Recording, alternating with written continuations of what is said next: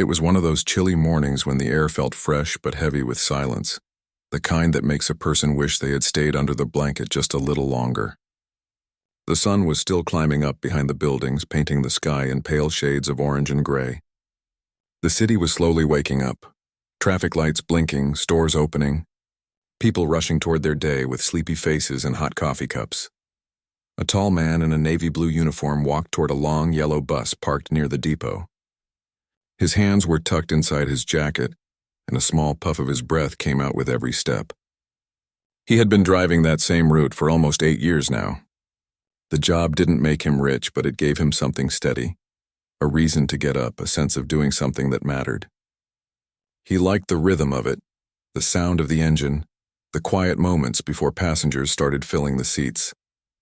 He climbed up the steps, turned the key, and listened as the engine hummed to life.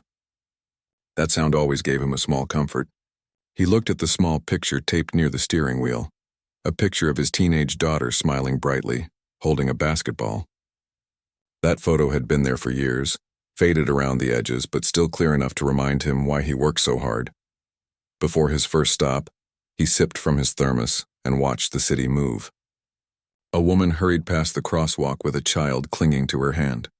A man in a suit jogged toward the train station talking on the phone. It was ordinary life, nothing grand, nothing special, yet it made him feel grounded. He wasn't one for fame or big dreams anymore. He just wanted peace and a paycheck that could keep the lights on. As the bus rolled out onto the street, he began his route. A few familiar faces waved to him. The older woman with the small dog who always said, "Good morning, dear." The construction worker who smelled of paint but always offered a kind nod. And the quiet college student who sat in the same seat every day, earphones in, head down. Each one part of the little world he saw every day, the world that kept moving no matter what. He liked people, even the grumpy ones. Over the years, he had learned that everyone carried something. Tiredness, worry, joy, loss, and sometimes a small act of kindness, like waiting a few seconds longer at a stop, could make someone's day a bit easier. He wasn't a man of many words, but he noticed things. He noticed when someone was sad, when a kid was scared, when an old man's hands trembled trying to find the right change. The hours passed slowly, as they always did on long shifts. The bus rattled through narrow streets, stopped at busy corners and filled with the sound of chatter and soft music from passengers' phones. Around noon, the sky had turned brighter, and the city had fully come alive. The driver took his short break at the terminal, sitting quietly on a bench and eating the sandwich he'd packed from home. It was a simple meal, bread, cheese, and a slice of ham, but it filled him. He watched people come and go, all with their own plans, their own lives moving in directions he could only guess. After the break, he started his next loop. The roads were busier now, traffic lights changing too quickly, impatient horns echoing from every direction. Still, he stayed calm. He always did. The patience had earned him respect at work. His supervisor often said, "You're the kind of driver who doesn't just drive a bus, you carry people's days." He never really knew how to respond to that, so he would just smile and nod. By the time the sun started leaning toward the west, the bus was almost empty again. He had only 2 passengers left, an elderly man reading a newspaper and a young woman scrolling on her phone. The air inside was quiet, filled only with the soft sound of the engine. When they got off, he was nearing the last stop of the route, a quiet residential area on the edge of the city, where the streets grew wider and the houses taller. As the bus turned the last corner, something unusual caught his attention. Near one of the bus shelters stood a small boy, maybe 6 or 7 years old, alone. No adult nearby, no one waiting with him. The boy was wearing a red sweater that looked too thin for the cold, and his hands were wrapped around a small toy car.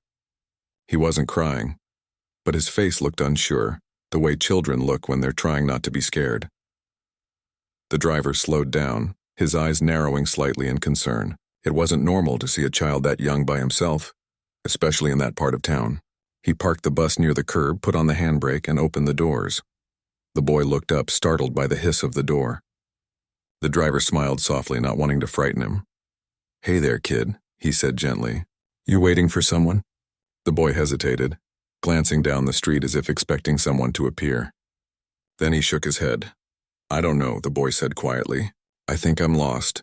The driver's heart sank a little. He had seen a lot of things in this city. People arguing, people getting on the wrong bus, people losing their tempers. But a lost child was something else. It brought out a different kind of worry, the kind that grabs your chest and doesn't let go. He stepped down from the bus, keeping his distance so the boy wouldn't feel threatened. "It's okay," he said calmly. "You're safe now." "What's your name?" The boy fiddled with the toy car in his hands and looked up. "Eli," he whispered. "Well, Eli," the driver said, "I'm going to help you find your parents, all right? You don't need to be scared." Eli nodded but didn't say anything. His eyes were wide and uncertain. The driver looked around, no one in sight. The street was quiet, just a few parked cars and a couple of houses with lights on inside.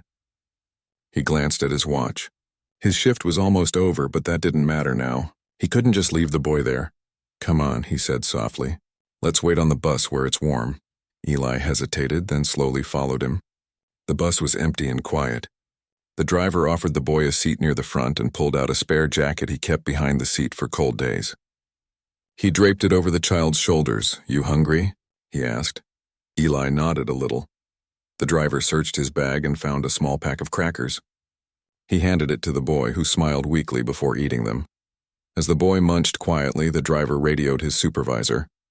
His voice was calm, but there was a hint of concern. "Yeah, I found a kid out here at the last stop. Looks lost. No adults around. I'll wait here until someone comes." His supervisor told him to stay put and that they'd contact the police to send someone over. The driver thanked him and put the radio back down. Then he turned his attention to Eli again. "You remember where you live, buddy?" Eli shook his head. "No. I was walking with my dad and then he was gone. I tried to find him, but I couldn't." The driver nodded slowly, his heart tightening. He'd seen enough in life to know how quickly something small could turn into something big. A lost child could mean panic, fear, even danger. But right now, all he saw was a scared little boy who needed comfort. He reached into his thermos and poured some warm cocoa into the lid, offering it carefully. "Here, drink this. It'll warm you up." Eli took it with both hands, sipping carefully, and looked up at him. "Thank you," he whispered. "No problem," the driver said with a soft smile. "We'll get you home soon." Outside, the sky had started turning darker.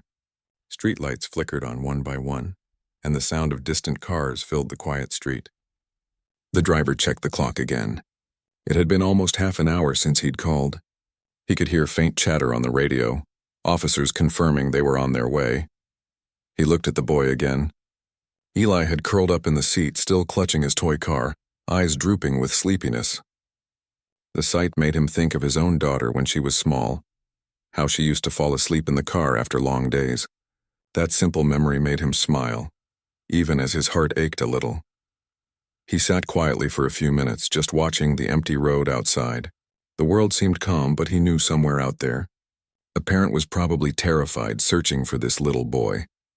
When the police car finally pulled up behind the bus, its lights flashing softly, the driver let out a breath of relief. He stood and gently touched the boy's shoulder.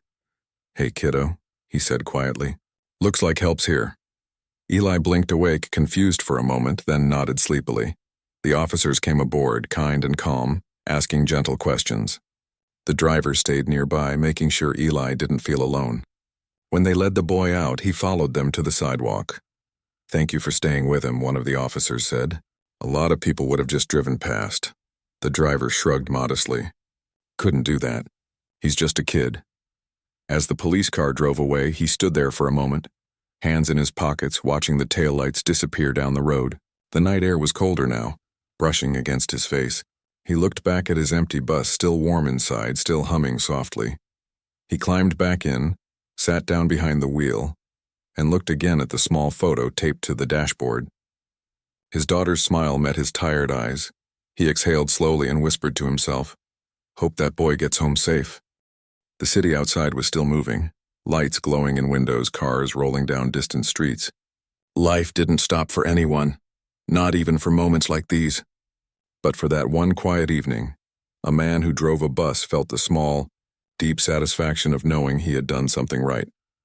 He started the engine again, the familiar hum filling the air, and began his drive back to the depot, unaware that what had just happened was only the beginning of something far bigger than he could ever imagine. The next morning began quietly. just like any other. The city was still half asleep when the driver arrived at the bus depot, holding his coffee cup and walking toward his vehicle. But something about the day felt different. Maybe it was because he hadn't stopped thinking about that little boy from the night before. The image of him, small, cold, and clutching that toy car, kept replaying in his mind. He'd slept late, tossing and turning, wondering if the boy was okay. He hoped the police had found the child's family quickly. He hoped there had been hugs, tears, maybe even a few promises from the father that it would never happen again. But since no one had called him, he didn't know how it ended. All he could do was hope. He started the engine as always, but his thoughts were far away. The smell of diesel filled the air. The dashboard lights flickered on, and his usual radio music played softly in the background. Still, his mind wasn't on the road, it was on that boy. When he stopped at the second station, his radio buzzed. His supervisor's voice came through. "You're the guy who helped that lost kid last night, right?" "Yeah," he said, surprised. "Any news?" "Police said the boy's home now. His family came to get him late last night. They said to thank you. The father wanted to know your name, but I didn't give it out. Just told him you were one of our best." The driver smiled faintly, relieved. "Glad he's safe. That's all that matters." "Still," the supervisor added, "nice work out there. We're proud of you." Not everyone would have stopped. After that short call, he felt lighter. The bus rolled down the avenue smoothly, and the morning sunlight bounced off the windows. It was one of those crisp mornings that reminded him how precious small moments could be. He drove through familiar neighborhoods, the ones where life looked peaceful from the outside. Rows of trees, neat lawns, and children with backpacks waiting for the school bus. He wondered which house belonged to Eli. Maybe one of these? Maybe somewhere nicer? He didn't know, and maybe he never would. Later that afternoon during his lunch break, he sat at a small cafe near the terminal. The waitress knew him by face, but not by name. She poured his coffee and asked, "You were on the news last night?" He looked up, puzzled. "Me? No, I don't think so." She smiled and took out her phone, scrolling quickly. "I swear I saw your bus number. They said a city bus driver helped a lost kid." "Look." He leaned forward. On her screen was a blurry photo of a bus and a small boy in a red sweater standing beside a police officer. The headline read, "City bus driver comforts lost child until police arrive." His stomach flipped. He hadn't expected that. The waitress grinned. "That was sweet of you. People don't usually go out of their way like that." He felt a little embarrassed and rubbed the back of his neck. Just did what anyone would do, I guess. But she shook her head. No, not anyone. Most people would have just called and kept driving. He didn't have much to say after that. He thanked her, finished his coffee, and went back to work. But now every passenger who stepped onto the bus seemed to recognize him just a little. A few smiled longer than usual. One woman even said, "You're the driver who found that kid, right?" "God bless you." He nodded politely, still not used to the attention. It wasn't why he did it. He just couldn't walk away from a child who needed help. As the day wore on, he tried to focus on the road. But part of him couldn't shake the feeling that something bigger was quietly unfolding behind the scenes. He didn't know the boy's full story, where he came from, how he got lost, or who his father was. But he sensed there was more to it.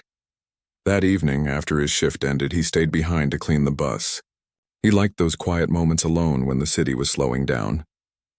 As he swept the floor, he found something wedged under one of the seats, a small red toy car. He froze for a moment, recognizing it instantly. It was the same one the little boy had been holding. The boy must have dropped it when the officers arrived. He picked it up carefully, turning it in his hands. It was scratched on the sides, well-loved, the kind of toy that had been through many adventures in small, chubby hands. He stood there for a long time, staring at it. Something inside him said he shouldn't just toss it aside. The boy might want it back. It wasn't about the toy. It was about comfort, safety, memory. So the next morning he carried the small car in his jacket pocket. When he got to the depot, he asked his supervisor if the police could help him return it. "They didn't leave any contact info," the supervisor said. "Just said the family lives in one of those gated neighborhoods up north. Probably don't want much attention." The driver nodded. "Yeah, I understand. I'll hang on to it for now." He placed the toy in the small glove compartment near the dashboard. Every now and then, during his shift, he'd glance at it, wondering if the boy even remembered dropping it. Around midday, something unexpected happened. When the bus reached the terminal, a black sedan was parked nearby. Two men in suits stepped out. They looked out of place in that part of town. Clean-cut, expensive shoes, quiet confidence. One of them approached the bus and asked, "Excuse me, are you the driver who found a little boy last night?" The one named Eli. The driver hesitated, unsure if he should answer, but the man's tone was polite. "Yes, that's me. Why?" The man smiled slightly. "His father asked us to find you. He wanted to thank you personally. The boy's been talking about you since last night." The driver blinked, surprised. "Oh, and that's kind of him, but it's not necessary." The second man handed him an envelope. "Just a small note of appreciation. The father said if you'd be willing, he'd like to meet you for a short moment." "No pressure." He looked down at the envelope. It was plain white with a neat handwritten name on it. His name. He hadn't expected any of this. He opened it carefully. Inside was a short letter. "Dear sir, you don't know me, but I know what you did for my son. He's home safe because of your kindness. He told me how you gave him your jacket, how you waited with him until help came. I can never thank you enough for treating my boy like your own. Please allow me to meet you even briefly. I'd like to shake your hand. D. Cross." He read the letter twice, his heart beating faster with each line. The name sounded familiar, but he couldn't place it right away.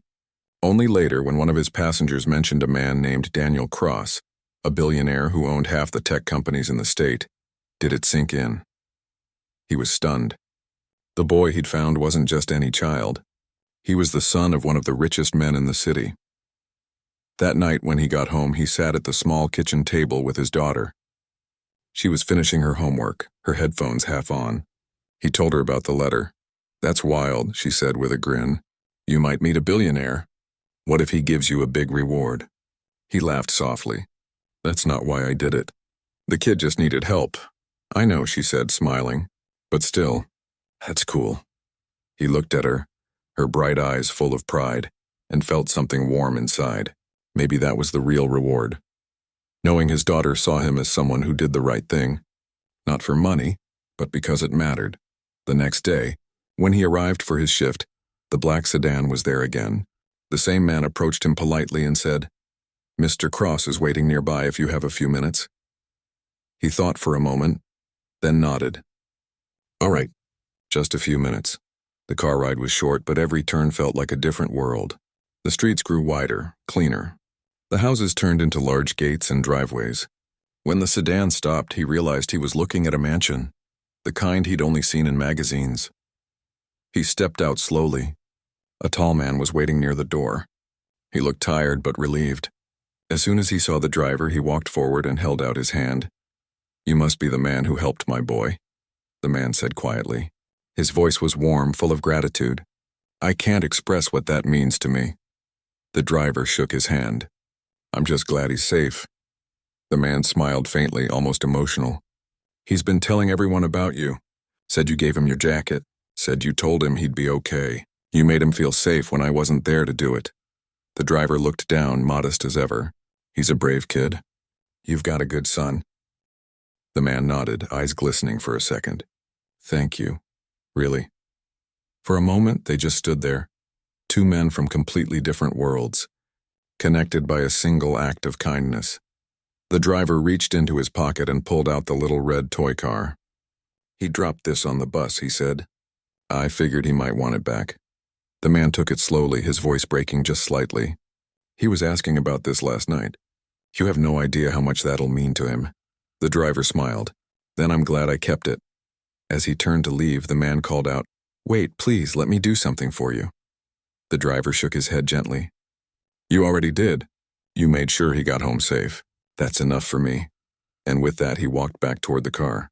The evening light glowed on the driveway, warm and golden. He didn't know it yet, but that short meeting had set off a chain of events that would change both of their lives in ways neither could imagine. The days that followed were quiet, but something inside the driver had shifted. He still woke up early, drank his coffee, and drove his usual route. But every now and then his thoughts drifted back to that mansion, to the handshake, to the look of gratitude on the father's face. He didn't tell many people about the meeting.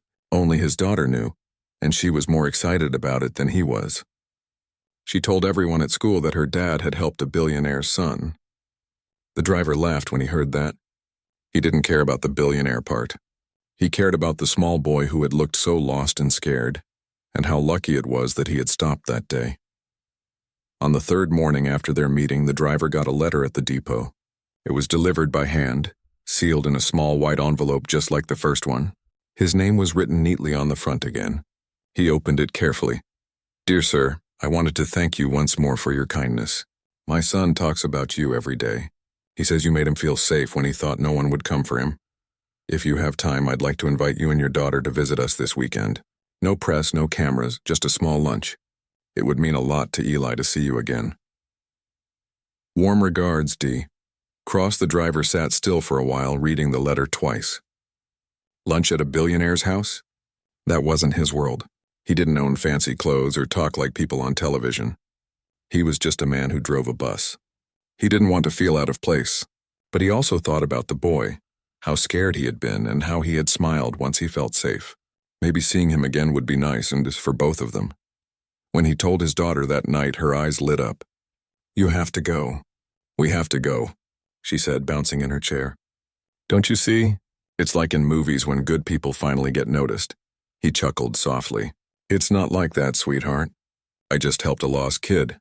"Yeah," she said. "But you helped him when no one else did." He didn't argue. She was right in her own way. That weekend, they took a taxi across town. The driver wore his cleanest shirt and his best pair of shoes, though they were still scuffed at the edges. His daughter wore a simple blue dress she loved. She kept smiling the whole way there, pointing out the tall buildings and quiet streets that got cleaner and fancier the farther they went. When they reached the large gate, a guard waved them through after checking their names. The driveway curved through green lawns and tall trees until the mansion came into view. It was huge but peaceful. Not loud or showy, just elegant and quiet. The father, Mr. Cross, was waiting at the door. He was dressed casually this time. No suit, just a sweater and jeans. He smiled as soon as he saw them. "I'm so glad you came," he said warmly. "And this must be your daughter." She smiled shyly and nodded. "Thank you for inviting us, sir," he laughed. "No need for sir, just call me Daniel." Inside, the house felt calm and bright. There were large windows letting sunlight pour in, and the walls were covered with simple paintings. Not expensive looking, just thoughtful. The smell of freshly baked bread drifted from the kitchen. A small voice shouted from upstairs, "He's here! He's here!" Eli came running down the stairs, his small red sweater flapping as he jumped into the room. When he saw the driver, his face lit up like a light. "You came," he said, grinning. "You found my car too." He ran to hug the driver's leg. The driver knelt down, smiling, and patted the boy's shoulder. "Hey there, buddy. You doing okay?" The boy nodded proudly. "I'm not scared anymore." "That's good," the driver said softly. Daniel stood back, watching the moment with quiet gratitude. There was something in his eyes that said he was still carrying guilt for losing his son that day. Lunch was simple and warm. No servants standing around. No fancy dishes that no one could pronounce. Just roasted chicken, salad, and fresh bread. Daniel seemed to want it that way. Just people, just conversation. During the meal, he asked the driver about his life. About the job, the city routes, how long he'd been driving. He listened carefully, not like someone pretending to be polite, but like someone genuinely curious. "It's honest work," the driver said. "You meet all kinds of people. Every day's different," Daniel nodded slowly. "I used to take the bus when I was younger. Before all this." He looked around, almost embarrassed by the size of his own home. "Back then I remembered drivers who made the ride feel safe." "You remind me of that." The driver smiled humbly. "I just try to treat people right. That's all." After lunch, Eli insisted on showing them his room. It was filled with toys, books, and model airplanes. On the bedside table sat the little red toy car, polished clean. The boy picked it up proudly. "I keep it here now. It reminds me of you," he said. The driver's daughter knelt beside him. "You've got a lot of cool toys," she said. Eli grinned. "You can play if you want." The two of them spent the next hour laughing, building small towers, and pretending the toy car could fly. The driver and Daniel stood at the doorway, watching quietly. Daniel spoke first. "You probably think I'm careless, losing him like that." The driver shook his head. "Kids wander. It happens to everyone. You found him safe. That's what matters, Daniel sighed. It's strange. I spend millions on security, walls, and guards, but it took a stranger on a bus to give my son what all that money couldn't. Comfort. The driver didn't know what to say. He wasn't used to hearing things like that from powerful men. Daniel turned to him. You said you have a daughter. How old is she? 16, he replied. Smart, kind, gives me more gray hairs every week. Daniel laughed softly. You're lucky. You've done a good job raising her. That moment felt simple but sincere. Two fathers talking, understanding something deep that didn't need many words. When it was time to leave, Eli hugged the driver tightly. Will you come again? He asked. The driver smiled. If your dad says it's okay, I'll visit. Daniel nodded. Anytime. You're welcome here always. The ride home was quiet. The driver's daughter stared out the window for a long time before saying, They're really nice. But you know what I liked most? What? He asked. The way Eli looked at you, like you were his hero. He smiled gently. He just needed someone to help him. That's all. No, she said, you did more than that. The days went by and soon the story faded from the news. People stopped mentioning it on the bus. But something small had changed in the driver's life. Every morning when he climbed behind the wheel, he felt a new kind of pride. Not the loud kind, but the quiet kind that lives deep inside. A few weeks later, a letter arrived at his home. It was from the city's transportation department. When he opened it, he was surprised to see an invitation. We are proud to recognize your outstanding act of kindness. Please join us for a short ceremony at City Hall next Thursday. His daughter was thrilled. You're getting an award, she said, waving the letter around. He laughed softly. It's not a big deal. But when Thursday came, the hall was filled with people. Reporters, city officials, bus drivers from other routes. And sitting quietly in the front row were Daniel and Eli. When his name was called, the driver walked to the stage slowly, his heart beating hard. The mayor shook his hand and said, You remind us what this city needs more of, people who care. As the crowd applauded, he caught a glimpse of Eli waving from the front, holding the little red toy car high in the air. That moment meant more than any plaque or speech ever could. After the ceremony, Daniel approached him again. You really don't like attention, do you? He said with a smile. The driver chuckled. Not my thing. I just want to get back to work. Daniel nodded. I figured you'd say that. But there's something I'd like to talk to you about. Something that could help a lot of people. The driver raised an eyebrow, curious. What kind of something? Daniel smiled. Let's just say it involves buses, kids, and a few good ideas. Maybe we can meet next week and talk. The driver hesitated, unsure what the man meant. But he could see the sincerity in his eyes, and somehow he knew it wasn't about money. All right, he said. Next week. As they shook hands again, a quiet feeling settled between them. The start of something unexpected. Neither of them knew it yet. But that meeting would lead to something far greater than either could imagine. Something that would touch lives far beyond a lost boy and a kind driver. And as the driver walked back to his bus, the city evening wrapping around him like a familiar song, he smiled to himself. Life had a strange way of connecting people. One small act, one simple choice, and suddenly two worlds that would never have crossed had found each other. He looked up at the streetlights, glowing softly in the fading light, and whispered, Guess it's true what they say. Kindness always finds its way back. The week after the ceremony, the driver's life continued in the same steady rhythm. Each morning he woke up, grabbed his coffee, and climbed behind the wheel of his bus. But something felt different, a quiet shift in his thoughts. The meeting at City Hall, the kind words from the mayor, and most of all Daniel's offer to talk about something that could help a lot of people, had stayed with him. He wondered what it could be, but he didn't ask. He was just a bus driver after all. He had no business with billionaires or big ideas. But still, every time he passed the bus depot, his thoughts drifted back to that moment at the ceremony. Eli's bright eyes holding the little red toy car so proudly, the warmth in Daniel's voice. There was something there, something more than he'd realized in the moment. That Monday, as he pulled into the station, the familiar black sedan was parked again. He had expected it. After the ceremony, Daniel had told him to come by the next week for a meeting. Now the day had finally arrived. He parked his bus, took a deep breath, and walked toward the sedan. The door opened, and one of Daniel's assistants waved him over. Mr. Cross is expecting you. Please come in. The driver climbed into the back seat, still unsure of what to expect. Good to see you again, Daniel said warmly as he extended his hand. You too, the driver said, settling into the seat. I wasn't sure what to expect, to be honest, Daniel chuckled. I know this must seem strange to you, but trust me, this isn't about a reward or anything like that. The driver raised an eyebrow. Then what is it about? Daniel leaned forward slightly as if gathering his thoughts.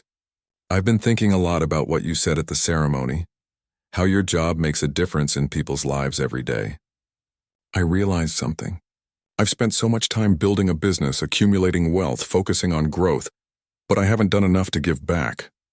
The driver shifted uncomfortably in his seat. I don't think I'm the best person for that kind of talk, to be honest. Daniel smiled, his eyes calm but serious. I disagree. What you do every day on that bus is a service. You help people. You offer them something simple, something real, something they can't get anywhere else. I've been thinking about how to help people like you, how to help people who work in the background doing the hard, unnoticed work. The driver didn't know how to respond. He wasn't used to being seen this way, Daniel continued. I want to build something that provides for people in your position. It's not about making a fortune. It's about changing the way society looks at people who do the everyday work. I want to invest in something that makes life easier for people like you, the ones who make the city run. The driver sat back, trying to absorb what Daniel was saying. What do you mean by that? I'm just doing my job. Daniel's face softened. Exactly. But your job matters. It means more than you think. I want to create a program, a network of support for people who work in jobs like yours, jobs that often go unnoticed, but are crucial for the city's life. I want to start with you, with people who know how to work hard without asking for anything in return. The driver looked out the window, lost in thought. He wasn't sure how to feel about it. On one hand, the idea of someone noticing the work he did, someone wanting to make it easier for people like him, felt strange but flattering. On the other hand, he wasn't sure if he wanted to be part of something so big. Daniel seemed to sense the hesitation. I'm not asking you to sign anything right away. Just think about it. You're the kind of person who gets things done, who does what's right even when no one's watching. That's the kind of person I want to help. The driver remained quiet for a few moments, processing. I'm not sure what you're asking for exactly. Daniel gave him a reassuring smile. What I'm asking for is simple. We start small. A few buses, a few routes, a better way to provide for the workers who help make the system run. The idea is to create something that benefits everyone. People who drive, people who take the bus, and the community as a whole. It sounded good. It really did. But the driver still wasn't sure. He'd worked hard his whole life, never asking for more than he needed, never expecting anything. He wasn't sure if he was ready for the kind of change Daniel was talking about. I'll think about it, he said finally, his voice low, but no promises. Daniel nodded. I understand. I just wanted to share the idea with you. No pressure. As the car turned down the familiar streets toward the bus depot, the driver couldn't help but feel a little lost in his thoughts. The idea of making a real difference, of being part of something bigger, was tempting. But the reality of change, of stepping out of his comfort zone, was intimidating. That evening, when he got home, his daughter greeted him excitedly. How did it go? She asked, eyes wide. He sat down slowly at the kitchen table. It went well. He had an idea. A big one. What kind of idea? She asked, pulling up a chair beside him. He wants to help people like me, people who work hard and keep everything running smoothly, but never get noticed. She raised an eyebrow. Like bus drivers? Exactly, he said. He wants to start something that helps us, makes life a little easier. But I don't know. I'm not sure if it's right for me. She sat quietly for a moment, then said, Dad, you always say that people like you matter. Maybe this is your chance to show it. He smiled at her, grateful for her optimism. Maybe you're right. But I'm not sure if I'm the right person for something like this. His daughter shrugged. You'll figure it out. Just don't forget about it, okay? He chuckled. I won't. The next few days were filled with the usual routine. Early mornings, long hours behind the wheel, and quiet moments between rides. But he couldn't shake the thought of Daniel's offer. He thought about the families who relied on the bus service, the elderly passengers who couldn't walk far, the students who depended on the bus to get to school. They all relied on people like him. Then there were the people who never thought twice about it, the ones who took everything for granted, assuming the bus would always be on time, assuming someone was always there to drive it. What if there was a way to make their lives better? What if there was a way to bring more attention to the hard work that people like him did every day? By the end of the week, he had made up his mind. He wasn't going to let fear hold him back. If there was a chance to make things better, he would take it. He picked up the phone and dialed the number Daniel had given him. "I'm in," he said simply. "I want to help make it happen." Daniel's voice crackled with excitement on the other end. "You're in? That's fantastic. I knew you would be. Let's talk details." As the driver hung up the phone, he felt something shift inside him. For the first time in a long while, he felt like he was about to be part of something bigger than himself. Something that could change not just his life, but the lives of others. The next few months flew by in a blur of planning, meetings, and phone calls. Together with Daniel and a small team of people, they worked on creating a new initiative that would recognize and support the city's essential workers, the ones who kept the wheels of society turning every day, even if no one noticed. And as the first bus rolled out under the new initiative with better conditions, more benefits for drivers and more support for the community, the driver couldn't help but smile. He had made the choice. He had stepped out of his comfort zone, and now he was making a real difference. And as the city woke up each morning, he drove his bus with a quiet pride, knowing that the work he did mattered, that he mattered. Months passed, and the city began to change in quiet but meaningful ways. The buses that once rattled down the streets with peeling paint and worn seats now looked brighter, cleaner, and more welcoming. There were new signs about kindness, safety, and community. People smiled more often when they boarded, and behind the wheel, the driver felt a new kind of pride he hadn't known before. He still woke before sunrise, still packed his lunch, and still followed the same routes he had for years. But now something felt different. His job wasn't just a routine anymore, it had purpose. He had become part of something bigger than the bus route, something that touched hundreds of lives every day. Daniel's program had taken off faster than anyone expected. The company he built partnered with the city's transport department to improve worker benefits, add more training, and bring recognition to the people who made public transport possible. The idea spread to nearby towns, then to other cities. What started as one man helping a lost child had turned into a chain of kindness that kept growing. For the driver, the change was personal. His coworkers, once tired, quiet, and overworked, now felt seen and respected. They had better schedules, fairer pay, and a small lounge with coffee and snacks at the depot. It might not sound like much, but to them it meant the world. One evening, as the driver finished his route, he parked the bus and sat in silence for a moment before turning off the engine. The city lights glowed outside, and the faint sound of music drifted in through the open window. He thought about how far things had come, and how strange it felt that everything started on an ordinary day, with a lost boy standing by the curb. When he got home, his daughter was waiting at the kitchen table, books spread out in front of her. She looked up and smiled. "Long day?" she asked. He nodded, placing his cap on the chair. "Long, but a good one." She leaned her chin on her hand.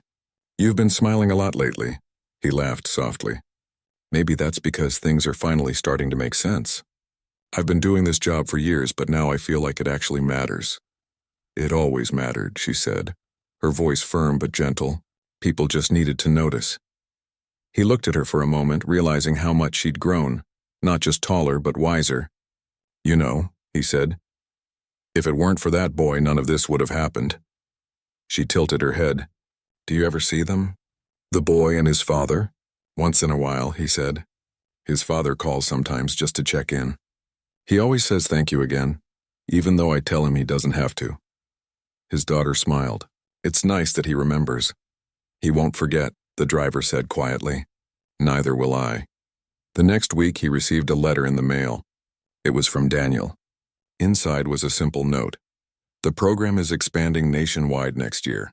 I wanted you to know that you've inspired more people than you can imagine. Your actions change the way I see the world, and I hope they keep changing it for others too." At the bottom was a small handwritten message. P.S. Eli still keeps that red toy car on his desk. He says it reminds him of the man who helped him when he was scared. The driver folded the letter carefully and placed it in a drawer. He didn't need the recognition.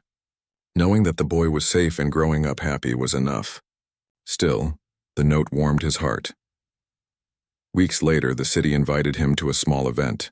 Not a grand ceremony this time, just a quiet gathering at the community center. The mayor, a few colleagues, and local families came together to celebrate the success of the transport initiative. The driver was asked to speak. He wasn't much of a talker, but he agreed.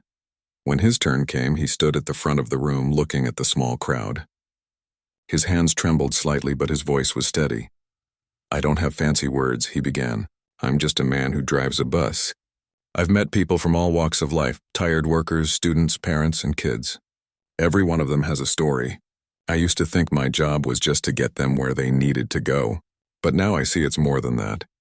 Sometimes we're not just driving buses, we're driving moments that change people's lives even if we don't realize it." He paused and looked around the room. The silence was warm, full of attention. "I didn't plan to help that boy," he said quietly. "I just saw a child who needed someone to care. Anyone would have done the same. But what came after showed me something important. Kindness doesn't end when the moment does. It keeps moving like the wheels on the road. It keeps finding people." When he finished, the room erupted into gentle applause. He smiled shyly, gave a small nod, and stepped down. After the event, as people came to shake his hand, an elderly woman stopped him. "You remind me of my late husband," she said softly. "He used to say that doing good doesn't need to be loud, it just needs to be real." He smiled and nodded. "That's a good way to put it." Over the next few months, the driver noticed more and more signs of kindness around the city. Bus stops had been repainted by volunteers. Children waved at drivers as they passed. Commuters left thank you notes on seats. A sense of connection had begun to grow, quiet but steady. One morning, as he was cleaning his bus before starting the route, a familiar black car pulled up near the depot. He turned and saw Daniel step out, looking relaxed and smiling. "Didn't expect to see you here," the driver said, surprised. Daniel shrugged. "I was in the area. Thought I'd drop by." They shook hands, and Daniel looked around. "You've done a lot here. The people, the buses, the spirit, it's all changed." "You made that happen," the driver chuckled. "I didn't make anything happen. People just needed someone to remind them they mattered." Daniel smiled. That's exactly why it worked. They stood in silence for a moment, watching as a group of school children boarded a nearby bus, their laughter echoing through the air. "You know," Daniel said finally, "I think Eli would like to see you again. He still talks about you. Maybe you can visit sometime." The driver nodded, his eyes soft. "I'd like that." That weekend, he visited Daniel's home for the first time since that unforgettable night months ago. The house still felt enormous, filled with light and warmth. Eli ran down the hallway as soon as he saw him, his small arms wrapping around the driver's waist. "You came," the boy said excitedly. "I told you I would," the driver replied, smiling down at him. Eli tugged his hand and led him to a small room filled with toys and books. On the desk sat the little red toy car, slightly worn now but still shiny. "I kept it," Eli said proudly. "It reminds me of the day I met you." The driver felt a lump rise in his throat. He nodded slowly. "I'm glad you did." They spent the afternoon talking, laughing, and playing with toy buses and cars. For the driver, it was a simple but powerful moment, a reminder that sometimes life's biggest blessings come from the smallest choices. When it was time to leave, Daniel walked him out. "You know," he said, "you didn't just help my son that day. You helped me too. You reminded me what really matters." The driver smiled. "You helped me too. You gave me a reason to believe in what I do." They shook hands one last time. "Take care of yourself," Daniel said. "I will," the driver replied. "And thank you for everything." As he drove home that evening, the sun dipped low on the horizon, painting the sky with shades of gold and pink. The city stretched out before him, busy, alive, and full of stories. He thought about all the people he'd met through the years, all the passengers who had stepped on and off his bus, each carrying their own worries and hopes. Maybe he couldn't change the whole world, but he could keep doing his part, one ride, one kind word, one small act at a time. He smiled as he turned the corner toward home. The road was long, but for the first time in a long while it felt light under his wheels. The engine hummed softly, the city lights flickered like stars, and he whispered to himself, almost as a promise, "Just keep going. That's all that matters." And with that, the bus rolled on into the evening, steady, familiar, and full of quiet purpose.